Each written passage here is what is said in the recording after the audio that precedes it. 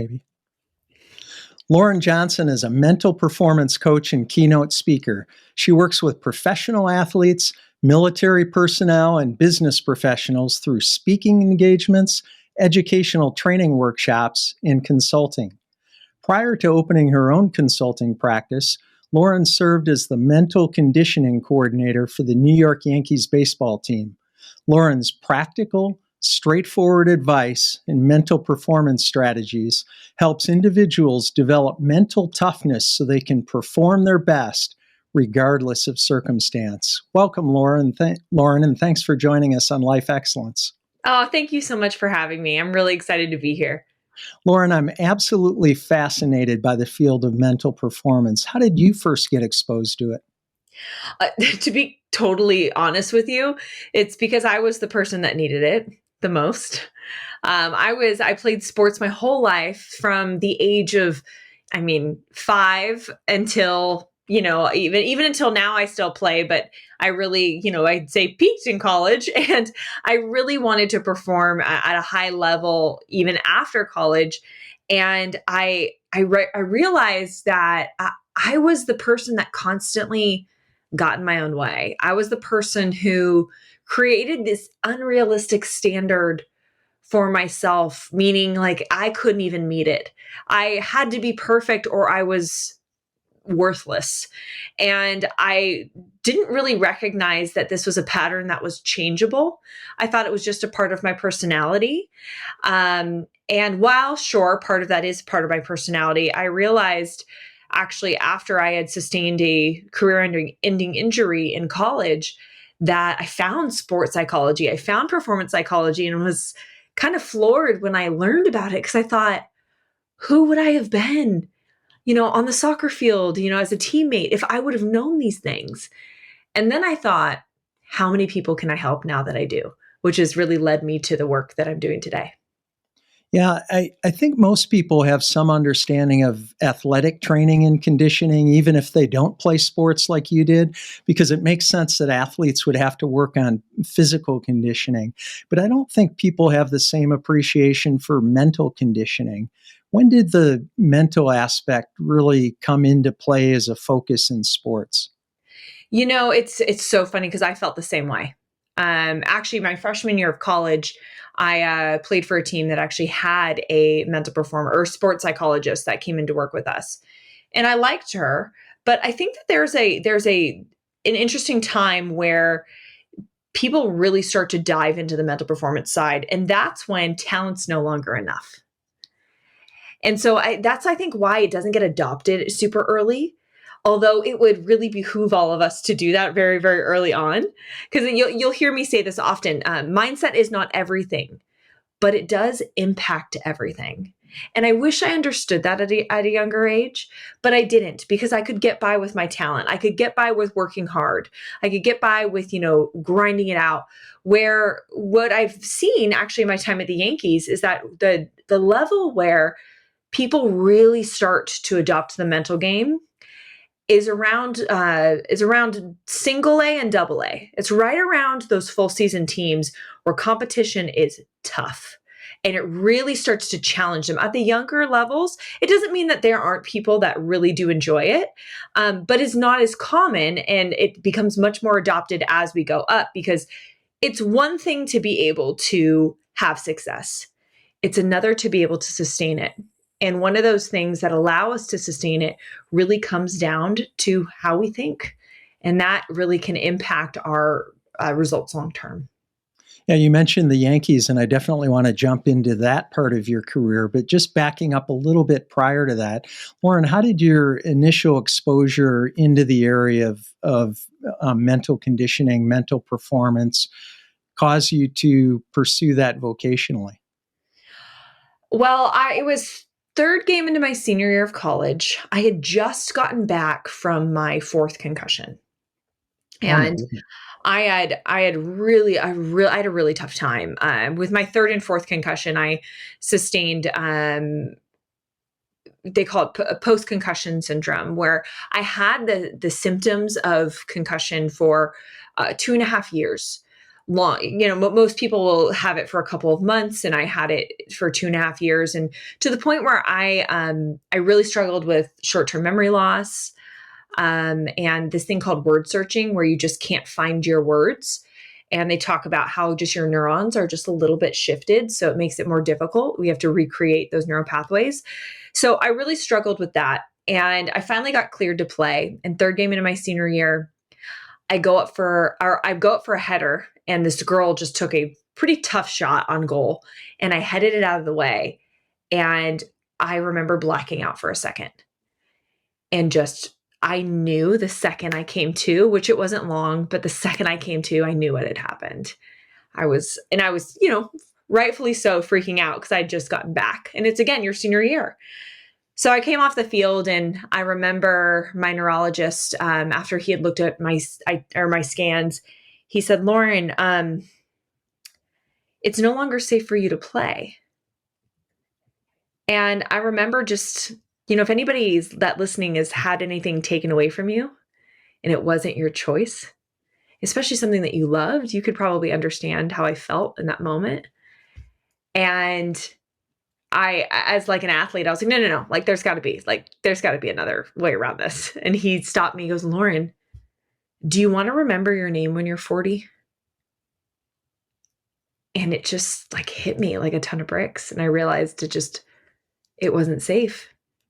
So I decided, I had to make that tough decision to no longer play, but I still was a part of the team. So I was very lucky to be a part of the team that still wanted me to travel to all the events and be at all the games.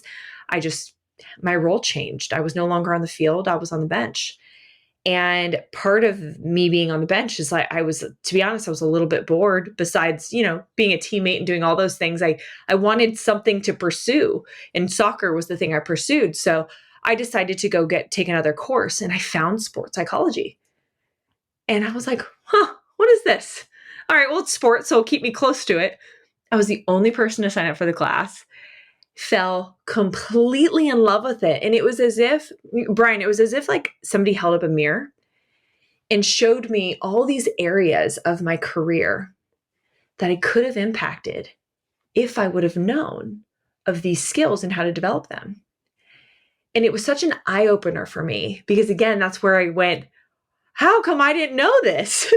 And how come none of us know this? And so it really led me down that path. And I actually was a kinesiology major, minored in psychology, and was like, I'm not going to use any of my kinesiology stuff. I'm going straight to grad school because I wanted to get more of this sports psychology stuff. So it really took me immediately. And I think it must have been because of the position I was in, because I could no longer impact my sport and the thing that I loved in the way I'd originally planned. And so if I was going to impact it, this is a way that I could impact it and feel fulfilled in the process. That's kind of a tough way to trip into that through the adversity that you had with your concussions. I guess I didn't realize that concussions are so pervasive in soccer. I know we hear a lot about football and hockey and high contact sports, but I do know you're heading in soccer, you're occasionally bumping into other people. Was your experience, I mean, obviously that was unusual having that many concussions, but is it that pervasive in soccer? It can be. I have to say my worst one was in snowboarding. And I just went off a jump I had no business going off of. And I got humbled very quickly by gravity. But that was the worst one. But they are cumulative. So as you get more, it's easier to get others. So by the time I received my fifth one, I mean, I got it off a simple header, which is a normal part of the game, which is why it was so dangerous for me to continue. But yes, it can happen. I actually got headed in the back of the head and got a concussion. I was elbowed in the side of the head and got a concussion. So it's definitely possible. And I do know that a lot more people have come out saying that they got them in soccer. But it definitely, I think that part of my time in college, actually my folder, I became the study of how they developed their protocols around concussion. So I think it was kind of new at the time. So it's a combination of, yes, it happens, and Lauren plays harder than most people on everything that she That does. or just not as smart. We don't know. So you graduated from undergrad, you got a master's degree, and went out into the work world. And I know the Yankees, that wasn't your first gig, but how did you end up working for the Yankees, and how long were you with that organization? Well, that's an interesting story. So I'll start with this. I was with the Yankees for 4 years, and it was my dream job. I knew out of grad school I wanted to work in pro sports. I knew they weren't easy jobs to come by, but I knew that was my end goal. So I actually graduated out of grad school, had 2 job offers. Neither of them were pro sports. One was in more like amateur level sports, and then another was actually in a military role. And so I turned one down, took the other. But the only thing with the one I chose was that it was going to take about 6 months to be placed, which was very common for this role. So to me, I'm like, great, I get like one more summer before like the real world, jumping into adulthood. So I took that 6 months, and in the meantime, moved out of my apartment because I knew I was moving no matter what. I had changed my whole life to prep for this. Well, 6 months goes by, and I had other friends that had landed very similar roles in different places, and they were getting placed. And I was like, I wonder when I'm supposed to get that. So I reached out and I said, hey, just checking to see, when I should be expecting placement. And that's when I got the email back that said, we're sorry, but the job is no longer available. Hmm. And I still remember that day I saw that email, and I remember exactly where I was, and just honestly, just crying. I was so upset because 6 months ago, here I am on cloud 9 with 2 job offers. 6 months later, I have none. I mean, I can't go back to the other place. They've already filled the role. And so I thought to myself, okay, well, what am I going to do? So I reached out to everybody that I knew in the field and, just let them know I was looking. And I kept hearing the same thing. They kept telling me, Lauren, you just need more experience. Which, as a grad student, is like your least favorite thing to hear. You're like, well, what do you think I'm trying to get?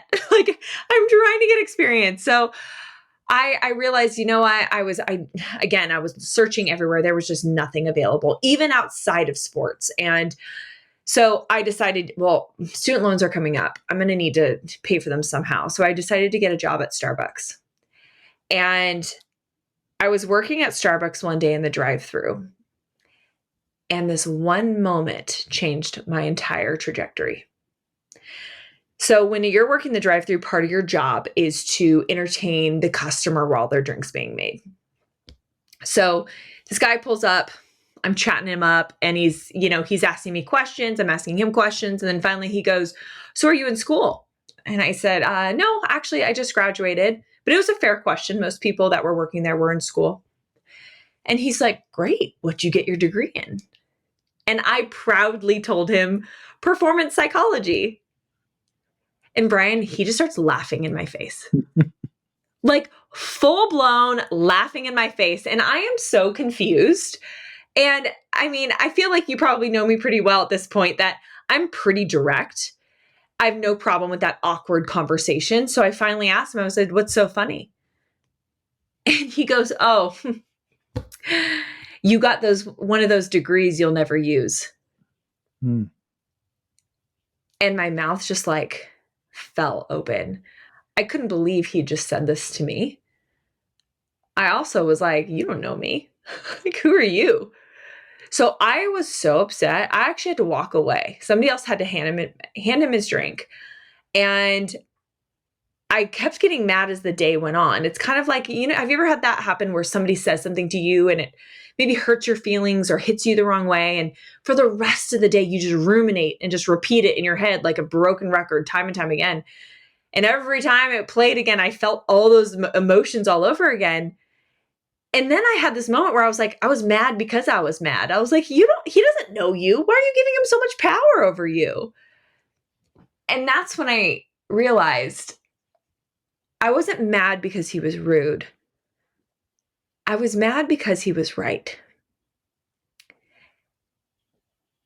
I've learned that you're not going to get very far if you turn around at your first obstacle. And here I was, jobless after having 2 job offers on the line, waiting for another opportunity to come my way. Instead of asking myself, is there another way, and finding it.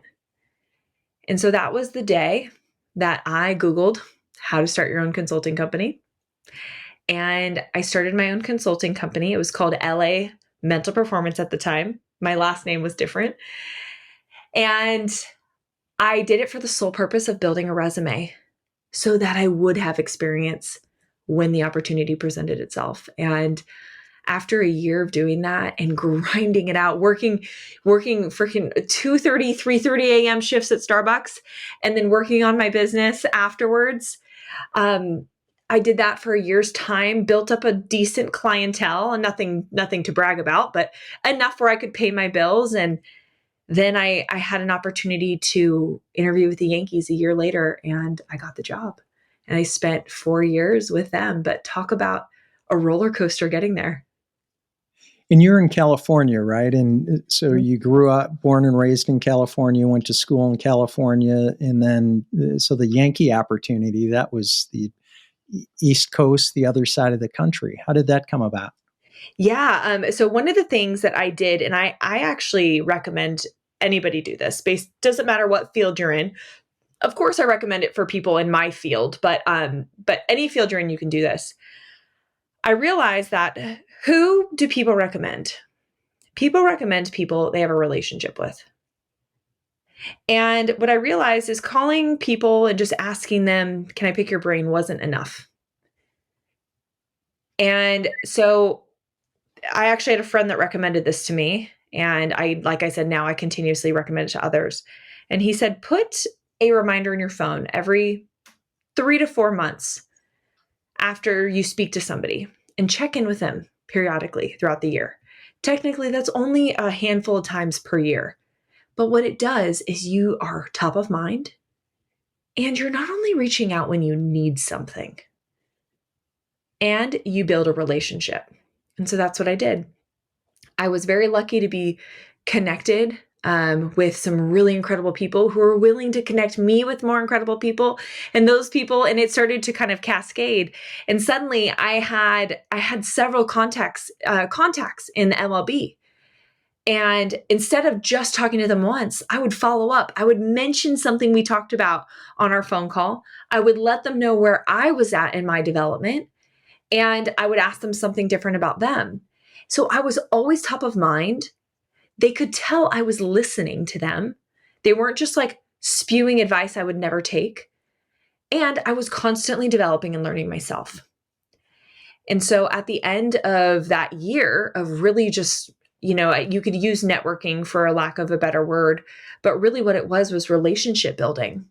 And after a year of doing that, the Yankees, they don't just post job offers, at least at the time, especially in my field, they don't post them publicly. And so it only went to other internal people in the MLB. And so I had developed such good relationships that I had several people send me this job opportunity. And that's really how I got my foot in the door to be recognized by them. That's fantastic. And then the other part of that, Lauren, is because of those relationships that you've developed and the way you found out about the opportunity, you really come into the organization as a warm prospect, right? As opposed to just somebody coming in out of the blue, which is how, if people happen to hear about the opportunity, most people have no relationship with somebody close to the position. So that's great insight. And that I didn't expect that we'd be talking much about networking or relationship building, but that advice is a great golden nugget. That idea of just touching base with somebody once every 3 months, 4 months, putting it in your calendar as a to-do to make it easier to do that. And the other part of that, and like you said, you're not looking for anything. You just touch base. But the other thing that I like to do is just see if there's some way that I can help. And depending on the timing, either there's an opportunity that gets presented, or maybe it's an opportunity to add value to the person you're contacting. In either way, that's great, right? Yeah, absolutely. Lauren, professional baseball is obviously big business, and so I can see why teams want to do everything they can to get an edge. Share more about the Yankee organization's commitment to mental performance, and tell us about the specific work you did with players to help them maximize success on the field. Because again, I think if you said you were a physical trainer, weight conditioning coach, something like that, I think even people outside of sports could understand that. But mental performance coaching is very different. So help us to understand what that looked like during those 4 years. Yeah, the Yankees are one of the early adopters of mental performance. My director, Chad Bowling, and Chris Passarella, my associate director, they've been there for years, like way before it was, I guess, quote unquote, accepted.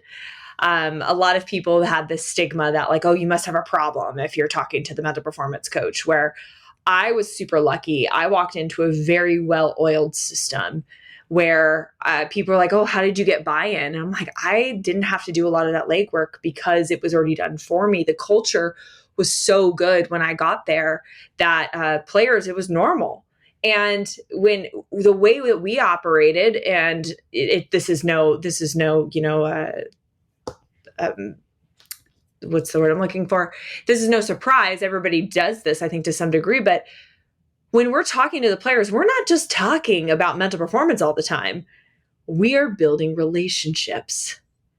And relationships are so important. If you don't have that, if you don't have a degree of trust, my job is obsolete. So when I got there, my actual like first 3 to 4 weeks being there, I wasn't even allowed to present. And being somebody who's new, I'm like, put me in, coach. Like, I want to prove my worth. I want to prove that I belong here and that I know what I'm talking about. And they were like, no, we just want you to develop relationships. We actually don't care if you have one mental performance conversation at all. We just want you to develop relationships. And so the cool thing about that was that by the time I did get to present, I knew a lot of the players. I had relationships with the players, maybe not like really deep ones, but enough where they were curious now what I had to say. And they were like, well, why isn't she presenting? I want to see what she has to say. So it really set up an environment for, to help me succeed in the way of building relationships first, and then let them come to you, let baseball come to you. So I just really leaned into that advice. And I remember after my first week, mind you, I'd been there first week, I already had players asking to meet with me. And I hadn't spoken one thing. I haven't spoken one thing about mental performance yet. But I just let it come to me. And it actually came a lot sooner than I was imagining. So number one is just the Yankees are very, very committed to the mental performance side. And all the sides of performance, I should say, but definitely in our field, very big on that. Incredible leadership there. And then I would say that every team person is different. And so we treat them like individuals. Like, sure, there are systems in place and there's all of that, which I won't go into, but in terms of how we viewed mental performance, it's just that every person is an individual and we have to treat it as such. And so we did our best to really customize the approach. Yeah. Do all baseball teams today or all professional teams today, whether it's baseball, football, basketball, hockey, have a mental performance staff, or is it still in the little earlier in the evolution? I know you said the Yankees were very sort of pioneers, it sounds like, in that area. They may not have been the only team, but they were certainly on the forefront of that. But what does that look like today universally? Oh, it's much better, especially in the MLB. I can't speak for many other sports just because I'm not ingrained in that. So I do know other sports have them, but to the degree that baseball has them, I don't know if I can speak very well to that. But a lot of teams now have a team of mental performance coaches, which is what we had at the Yankees. There was a team of us, where there's a lot of teams still that only have one. And you have a system of 200 plus guys. So one person is not going to be enough for those kind of numbers. So that's why we had a team. And like I said, it's much more common nowadays for baseball teams to have a mental performance staff. But there are still some out there that either don't have anybody at all, or they only have one person for their whole organization, which usually means that they're only working with the major league team. So it really just depends on the team, but it has grown a ton even since I have been there. So you mentioned 200 people in the organization. So that wasn't just the Yankees. It was really the entire farm system that you were supporting? Yes. And by the way, when I was there, we had like closer to 300. It was even bigger because a lot of people don't know this, but we actually, we have teams in the Dominican Republic. And so we have teams in the DR all the way up to the major league. And now they're trying to create, the Major League Baseball is trying to create more of a systematic process across all teams, where there's the Yankees, we had a lot of teams. Some teams didn't have as many as we did. So now they're trying to create a more uniform approach to that. So I know that has changed as well. However, there's still a lot of players, and we're also working with staff. So we're not just working with players, we're also working with the staff that supports them. And on top of that, part of my role was also to work in our amateur scouting department. So they would send me to who we believed were the best, potential draft picks in the amateur draft. And I would interview them and give my feedback on where I thought they were from a mental performance standpoint. And while that was only a small sliver to the pie when we would consider drafting somebody, it still was a piece of it. And they really took into account. That's fascinating. I had no idea it was that widespread in terms of the number of people in the organization that you serviced, and even getting into staff and non-player personnel. I guess that makes sense. I just didn't really think of that. Yeah. And I have to say that the Yankees do such a good job of the crossover, because I would go and sit in some of the athletic training meetings, and I would go and sit in our educational meetings, and we would often go across different departments just to learn, because we all had the same goal. And that was to help our players win at a very high level. And so it helped I know it has certainly helped me when I could understand what our stats department was doing versus what our education department was doing versus what our athletic trainers and our trainers and all of that. When we understood each other's role as a whole, it helped us be better supports, not only for the players, but for the staff as well, because we're all a team. So we treated each other like that. And I think that was something really special that we had.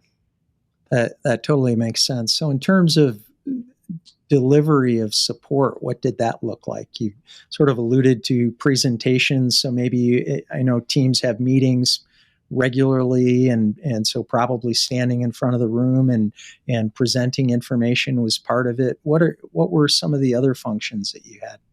It just really depends on the team and the managers and the individuals, but we both did both group and individual meetings with players. So it wasn't always, it's not like come in my office, sit on the couch and we'll talk. It's not like that. Like some of my best one-on-one meetings with players were, I'm shagging balls during BP. It's very casual. We're hanging out behind the cage. We are in the dugout. We are, in the bullpen. We are just, it's really casual, but that's honestly where some of the best stuff comes from.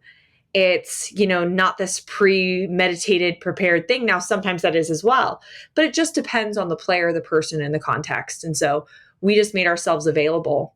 And I think that that's a much more realistic approach when you're working with a professional athletics team that is performing all that, their time is being taken by every department, right? Everybody wants their time. So we were trying to see, okay, how can we make an impact with taking less time? How could we integrate ourselves into what they're already doing, where in a way that didn't take away from what they were doing, but added to it? And so that's really the approach that we took. But it really just depends. But it came in all sorts of forms, from group sessions to one-on-ones to all those it just ranged depending on the person. Yeah. Lauren, without revealing any confidential information, can you share a story of a significant mental breakthrough one of your current or past athletic clients has achieved? Yeah. It's funny because I think whenever I get asked this question, I think people are expecting like, oh, well, this happened and then he became an MVP and all that. And there are certainly stories like that to be had. But one of my favorites was actually happened really, really early on in this player's career. And he was just drafted and he had never really experienced failure before, which I mean, I think is pretty common, especially if you're drafted out of high school, but even sometimes college. And he was in the lineup to start. He was a pitcher. And he was up against some, single A, double A hitters who are very, very good. And here's a fresh out of high school pitcher that has never seen this kind of talent before. And he just was getting wrecked, like completely wrecked. And he gets taken out of the game and he comes back to my office after the game and he's like in panic mode. Like he's never experienced failure. He doesn't know how to handle this. He's like, wait, did I suddenly just like suck overnight? Like what the hell happened? He does not know how to make sense of this. So the first question I asked him is I said, well, what happened? Like walk me through each inning. And he couldn't. He's like, Lauren, I don't remember. And I told him, I was like, it's actually not that uncommon. All that tells me is that we're lacking a degree of self-awareness, which was really common for his age and his experience. So I was like, okay, then this is what I want you to do. So I gave him some exercises, some journal exercises, some really self-reflection exercises. So after each outing, he could go down and he could take some notes to help develop some self-awareness. So we'll start after the game and what you can recall, and we'll start bringing it closer to the moment. So he's like, great. All right, I'll work on this. So the next day goes by and I'm in the cafeteria and I'm towards the front. And by the way, this is spring training. So everybody's here, like every single player in our system's here. So it's packed. I'm at the front of the line with a couple of our AAA players and he screams from the back of the line. He's like, hey, Lauren, like the whole cafeteria like turns around, like everybody's like paying attention.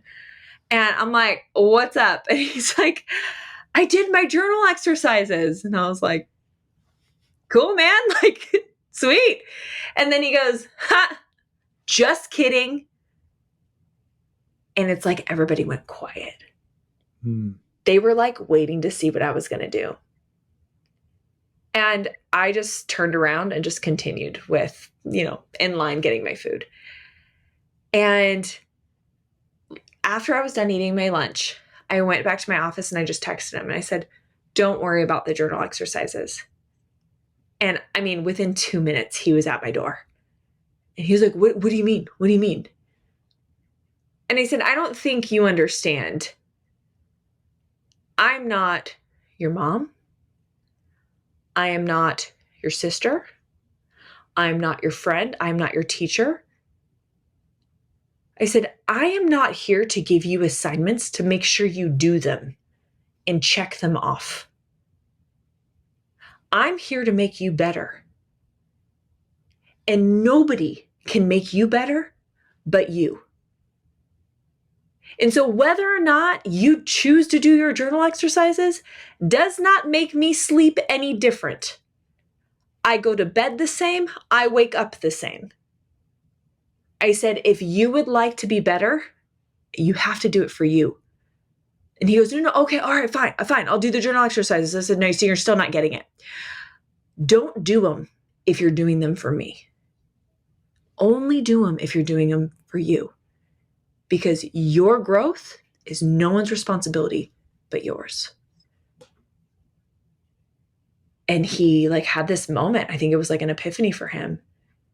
And he just said like, okay. And he walked away. And that evening, I got a photo of the journal that he completed. And I got it every single outing after that. And he became one of the most early adopters of mental performance I've ever seen. And to this day, is so fantastic and will still call me during spring training. Hey, I got a question for you. But I think, I mean, I certainly don't blame him for feeling the way that he felt. I certainly may have felt that way out of high school, but he had never failed before. And so I think that when he realized, oh, I'm not going to get in trouble for not doing these things. It's my responsibility if I want to get better, and mine alone. And that doing this stuff is only going to help me, not going to help anybody else. I think it clicked in his mind that I got to take responsibility. And if I want it, I got to go get it. That's a powerful message. And we've all heard stories of professional athletes. I was actually going to ask you earlier about skepticism, and I didn't want to be negative about it, but we know it exists, right? Because you have the full gamut of professionals, and you have people who think they know everything, and you have people who are learners, and even though they know a lot, they come in with childlike desire to learn and grow and do everything they can, get all the input they can, whether it's from a mental performance coach or a weight trainer or a coach or anybody that will help them to be their best. But because of age, because of status sometimes, so you have somebody who's making $30 million a year and you come in and have something that you say will help them. And some people receive that really well, and some people don't receive that well. I love that approach, though. And I think just from my limited knowledge of professional athletes, the ones who really desire to get better seek that input and are at least open to trying things and seeing the impact. And if they work, they do it more. And if it doesn't work, then they try something else. But they're eager to, you look on the sideline to skip sports into football, into the NFL, and you see the quarterback on the sidelines when his defense is out on the field, and he's looking at an iPad or a Microsoft Surface, I guess the NFL uses, but they're studying the plays. And they're very very committed to doing whatever it takes to be their best and ultimately to win football games or win baseball games and win a Super Bowl or win a World Series. Well, and I think it's really important to mention this, that the worst thing we can do in our positions is force anything. Like that's the worst. You know what it's like? If you have a dog and you try to yank your dog, what does he do? He digs his heels in. That's exactly the same response we get for humans, is that like we can't just yank people along because you think you know better. The thing is, you may have all the best intentions and you may be right. This may be the very thing that they need. But if they're not willing to adopt it, it doesn't matter what you think. And so I will never forget, I actually had a player too. We had these, intake forms we would have them fill out, and it was just to get to know the player. And so we would bring them in and we talk to them, and it'd be like our first meeting with them, getting to know them. And he came in and I said, and I started to kind of go over it with him, and he goes, "Can I be honest with you?" I was like, "Yeah, please." And he said, "I filled that out of courtesy." And I went, "Oh, all right." I said, "So do we want to go over this?" And he's like, "Nah." So I just ripped it up and I threw it in the trash. And I said, "All right, you got me for the next 20 minutes. What you want to talk about?" You know what I learned? I learned that his dad was fighting stage 4 cancer. I learned that he was a couple months away from proposing to his girlfriend. I learned that he was struggling being away from his family. And I learned that he had a really bad experience in mental performance. I could have contributed to that bad experience if I didn't stop and listen. And if I just continued to force what I thought was right in that moment. Again, one of the players I'm still in touch with today. And I never forced it on him. And I just told him, "Hey, I'm here if you've got questions. I will never make you do anything you don't want to do." And every year at spring training, he got more and more curious. I'm like, "All right, tell me about this book you've been talking about." like, somebody's coming around. And he'd be like, don't get too crazy. We're not there yet. But what it did is, again, he saw that I cared more about him as a person than I cared about being right or about teaching him something. And I think that's just so important. So when you said that, yes, I totally agree with you. And I also think that it's our job to pay attention and not to force things, but to look at the human first and meet them where they are. That's a great point, and that's a great lesson for anybody who's trying to communicate and trying to add value to somebody, is not trying to force it down their throats, because that doesn't work with anybody. But who was it, Covey, that said, seek first to understand and then be understood? That's exactly what you did with that person. And what a great impact you ended up having on him because of your approach. You're obviously trained in that, so we're not all psychology or mental performance professionals, but that's a great takeaway you offered that I think we can think about and use in all of our conversations. Yeah, I agree. Lauren, we've talked a lot about sports, but the reality is you don't have to be an athlete to benefit from improving mental performance.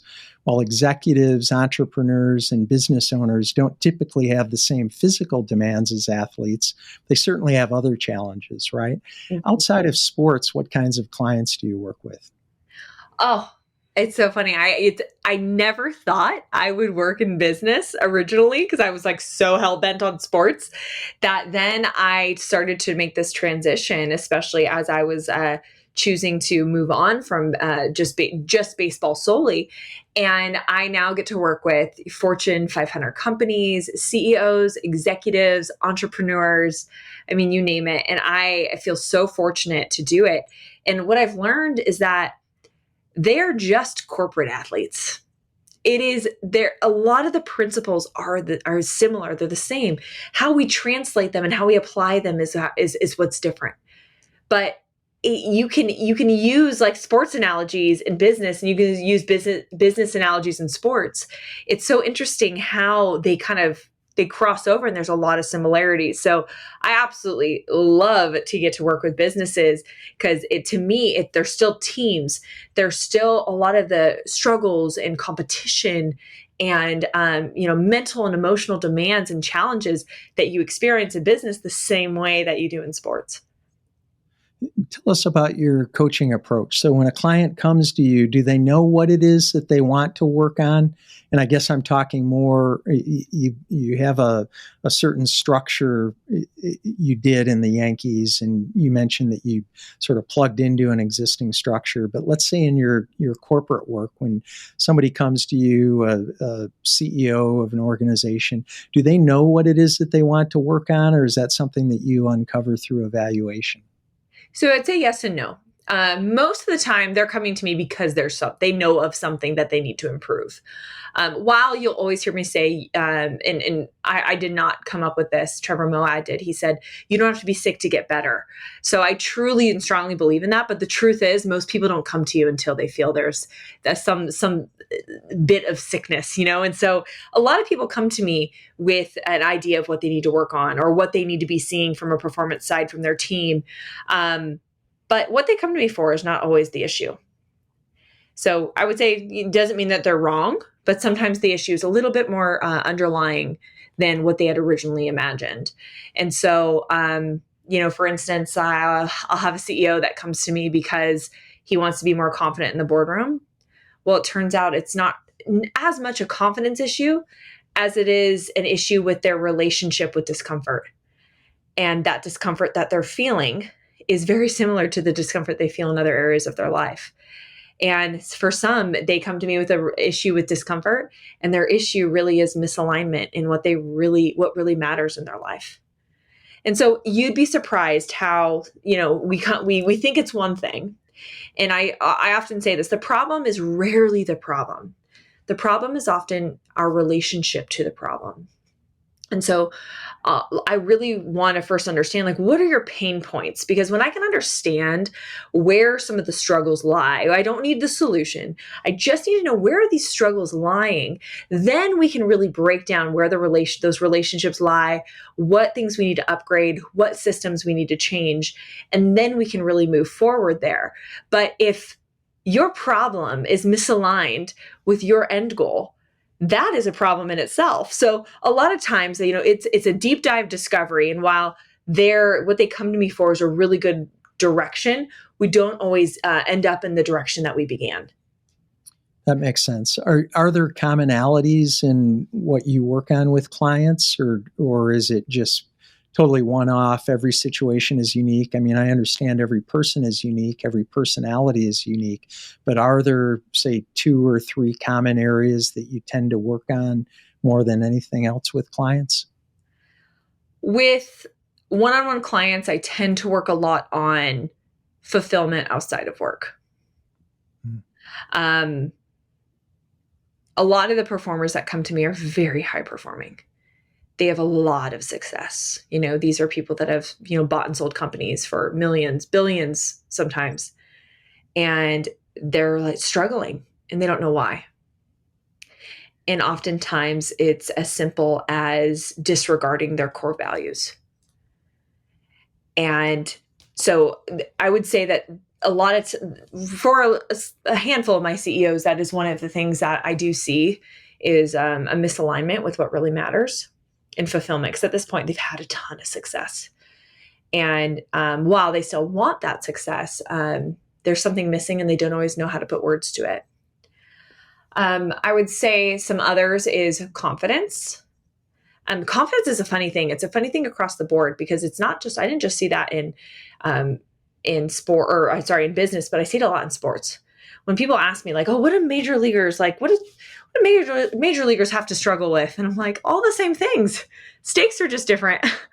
And one of them being confidence. And where that comes from is the lack of sustainability in their results. And so what ends up happening is that when we lack sustainability, we end up kind of giving up our process or abandoning our process and what we've built that we know what works, just to get short-term results and short-term success. What we know about that is that's not sustainable in the long run, because it's one thing to have success. It's another thing to repeat it. And if you look at any system that is successful consistently, you'll find that there's a model in place. And it doesn't mean it doesn't evolve and change as well with the times, but there is a system in place that allows that to be. And so a lot of times we'll kind of look at that as well. So like you said it very well. It depends on the client. There are definitely similarities across the board with them. Some of them have to do with personal stuff. Some of them have to do with more team systematic approaches. And some of them has to do with, one team I'm working with right now, it's all about developing a competitive mindset. In the climate that they're in, they have more competitors than they've ever had. And to be able to stay on top, they've got to be really good in a competitive atmosphere. And not everybody loves competition. Totally get it. Not everybody's like flipping the Monopoly board at home during family game night. You know what I mean? Like, it's not inherent in all of us. And that's okay. And you can still be a good competitor and not be, that obnoxious person at, family dinner, So it's being able to develop some of those mental skills that allow us to perform at our best, even when we're under, difficult circumstances. As you were talking about confidence, I was thinking about imposter syndrome. How does that fit into what you're talking about? A lot of people feel it. A lot, especially high performers. Imposter syndrome's, an easy thing, because it really stems from that like Dunning-Kruger effect, where at the very beginning, the Dunning-Kruger effect states that at the very beginning, when you're a novice, sometimes we overestimate our skills. We overestimate, how good we are. And then as we get into it, we start to realize, and they call it like the valley of doubt, where it kind of dips and it goes like, I don't know what the heck I'm doing. Like, I'm terrible. Like, what am I doing? Like, I know nothing. And then it kind of goes up a little bit, and it's, I am good at this, but I have limitations. That's the best place to be in, is understanding your circle of knowledge, but understanding that even circles have their limits. and that we can expand our circle of knowledge, but we all have limitations to it. That's a really healthy place to exist in. And a lot of times we get stuck in either the all or nothing phase, where we're either like, oh my gosh, we're amazing and we're getting these incredible results, or we don't have the results we want. I suck. I'm terrible. What am I even doing? We question everything. And it's a very common position to be in. And so I think where sustainability really lies, and not just in results themselves, but even from a mental perspective and how we view our own results, is understanding that there's always going to be a limit to them. There's always going to be a limit to our knowledge. That yes, you can be an expert in whatever you do, but there's always something more to know. You're never in a position where you can't improve. And so I think the best performers know that, and know that there is a healthy balance between the two. Yeah. How do you say more about that? How do you manage the tension between cutting yourself some slack and not letting off the gas pedal too much? So still continuing to move forward, whatever that means, whether it's continue to be driven, continue to be innovative. That's where systems come into play. Because again, a lot of times we can fall into this trap of resulting. And resulting is a trap where we qualify the decision we make based on the results they produce. AKA, if I have a hitter and he hits a home run, oh, well, it must be because he did something right. But isn't it true that you can do everything wrong at the plate and still get a good result? Yeah. Well, and the opposite's true as well. You could totally strike out. And a lot of people in the resulting phase would say, oh, well, I suck. I did something wrong. That could be true. But you also could have done everything right in your power, and it just didn't work out the way that you wanted. And so we have to understand and distinguish the difference between results and decisions. You could have bad results all the while making good decisions, and you can make bad decisions and have good results. So we have to understand where those two things lie. And there are a lot of things that are within our control and a lot of things that are outside of it.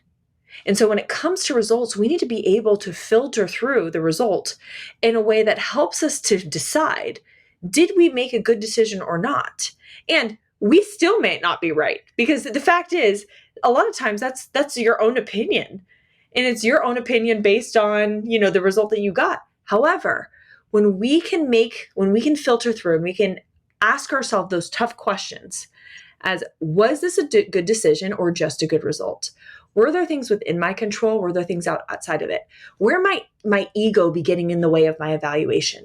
When we start to ask these tough questions, we start to create less of a bias between our own evaluation and the results that we got on the other end. And so what that does is it takes some of the emotion out of it, where results can be very emotional. When you work really hard and you don't get the results you want, it is difficult. It is a really difficult thing to experience. And also when you work so hard and you do get the result you want, that is an amazing euphoric feeling that can also blind us from improvement. So I think that everything comes with a balance. It's hard to say what is the perfect balance. I think that comes with each personality and what works best for them, which is why I think I love this field of mental performance, which is because it's not a cookie cutter approach. Everybody's puzzle is going to look slightly different, but we can take some things that we know works well with our psychology and our biology and our neurology, and we could put them into place, all the while adjusting them and tweaking them for each individual to help them perform at their highest. Well, and two, I think that's where that external support comes in. That's where you come in, because it's difficult sometimes when you're in the thick of it to do all those things that you talked about. If you can step away from it and look at it from, say, 10,000 feet and do the evaluation that you just talked about, then that's great. But we have ego, we have emotion, we have all kinds of stuff packed into it that sometimes get in the way of us objectively evaluating that. So the service that you provide or any external support structure, just weighing in and saying, hey, what about this? Or here's what I see. That all seems very helpful.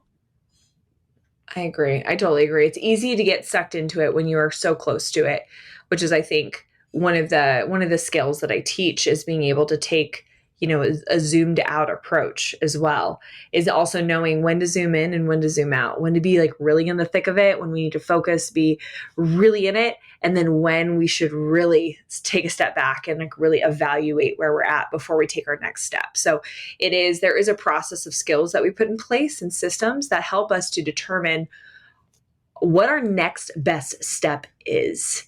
And again, it won't guarantee success, but the whole goal is to put us in the best position for it. That's great. Thanks for sharing that, Lauren.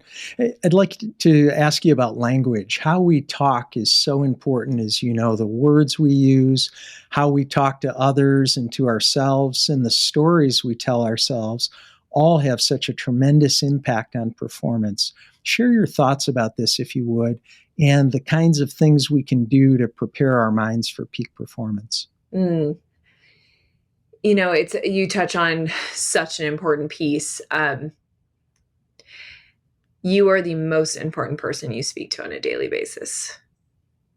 And your relationship with you matters so much. And actually, I was working with this athlete. I was actually working with this team, and I was in the dugout. And I had previously spoken to this player before, but for whatever reason, this day he wanted nothing to do with me. And I'm smart enough to know that I am not for everyone, and that's totally okay. But I had never had this interaction with him before, where I would ask him a question and he would provide like a one-word answer. So I thought it was odd. And so to me, at first, I think, okay, well, maybe I just haven't developed a good enough relationship with him, or at least like not as much as I thought I did. So I was like, I'm going to spend some more time with this player, no matter what I did. He legitimately wanted nothing to do with me. It was very clear. So then I thought, okay, well, that's okay. Totally respect that. But man, I just hope I haven't said anything that shifted this. Because like I said, this was the first time I felt like I remembered experiencing this with him. So I am like, he's like avoiding me, like the plague. And so I'm trying to like just get like to a one-on-one where I don't have to say it in front of everybody. And I just keep not running into the chance. So then one day, it's before a game, I show up to the batting cages early. And I kid you not, he is there by himself warming up. And I'm like, oh my God, this poor player probably sees me and is like, I can't get away from her. So I walk up and I tell him, I'm like, hey, I was like, can I ask you a question? And he's like, sure. Like, what do you got? I said, have I said anything to offend you and just am not aware of it? I said, and this is why I ask. I said, I just don't remember having this experience with you before where you're really short with me. I was like, if you don't want to talk to me, man, I respect that. And I promise this will be the last, like, I will give you your space. But I said, I just wanted to make sure I didn't say something to upset you and just wasn't aware of it. And he goes, oh no, that's not it. And I was like, great. Can you elaborate? And he's like, he said, yeah, I'm not very good at speaking. And I was like, what? What do you mean you're not good at speaking? He's like, I'm not very good at speaking, especially like to authority. So I try to just like keep it as short as possible. And I asked him, I said, it was before a game, so it wasn't an appropriate time to like dissect this. So I said, can we talk about this later? He's like, yeah. So he comes to my office later and I said, can you tell me the first time you ever heard that? He's like, heard what? I said that you're not good at speaking. Either you told yourself that or somebody else told you. And it took him a while. And then he finally goes, oh, yeah, I remember. He said, it was in elementary school. He said, I used to really struggle reading out loud. And whenever the teacher would ask me to read, I would stutter. And I would get really made fun of by all my classmates. And one day, a teacher even told me, it's okay, honey, you're just not very good at speaking. Mm. And my heart just like broke.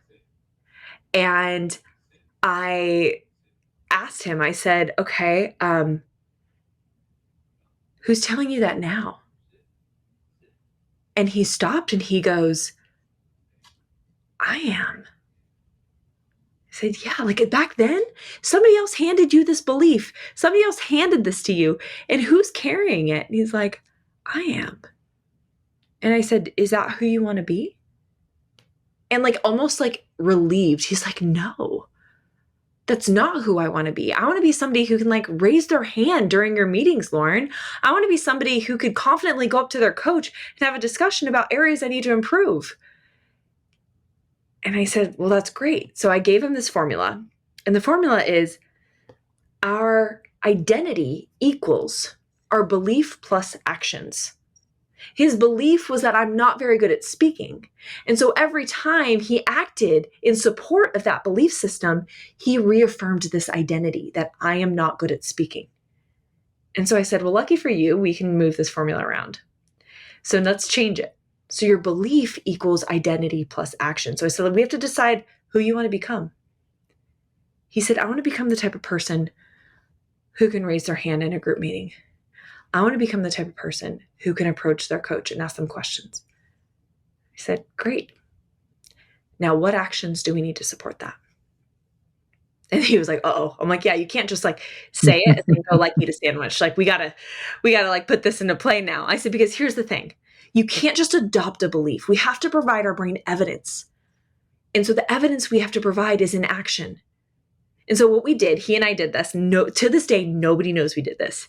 He would come to my office early and I would tell him what I was going to ask. And I would help prep his answer so that come the time when I was ready to ask a question, he was ready with his hands raised. And we did that every time before I would come to a meeting with his team until he no longer needed to show up and get prepped because his belief caught up with his actions.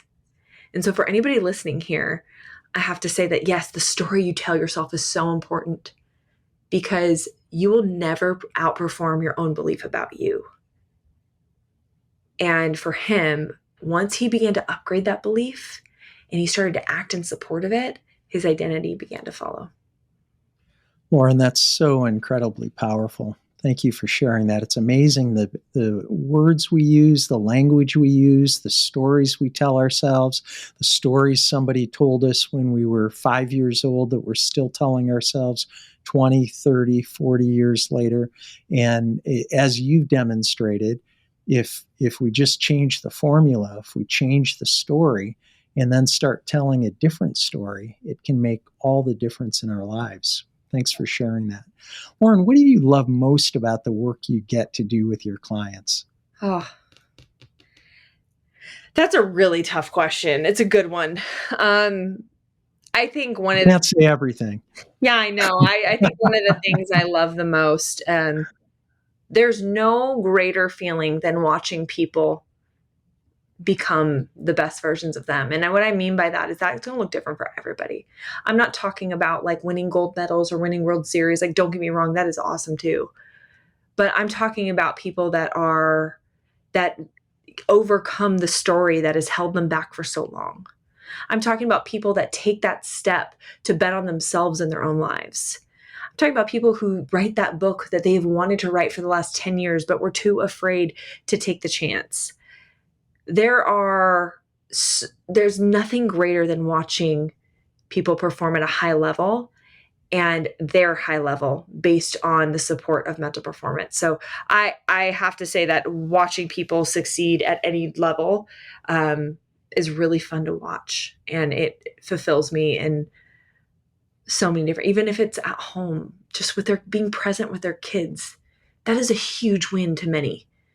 And so those wins, no matter how big or how small, to me, all of them, there's nothing greater or more fulfilling for me than that. That's awesome. Lauren, thank you so much for the value that you add to your clients, and thank you for being on the show today. I've really enjoyed getting to know you, and I'm so grateful for the information that you shared today. Thank you. Thank you so much for having me. This was so much fun to be a part of. It's been wonderful. Thanks for tuning into Life Excellence. Please support the show by subscribing, sharing it with others, posting about today's show with mental performance coach Lauren Johnson, and leaving a rating and review. You can also learn more about me at brianbartes.com. Until next time, dream big dreams and make each day your masterpiece.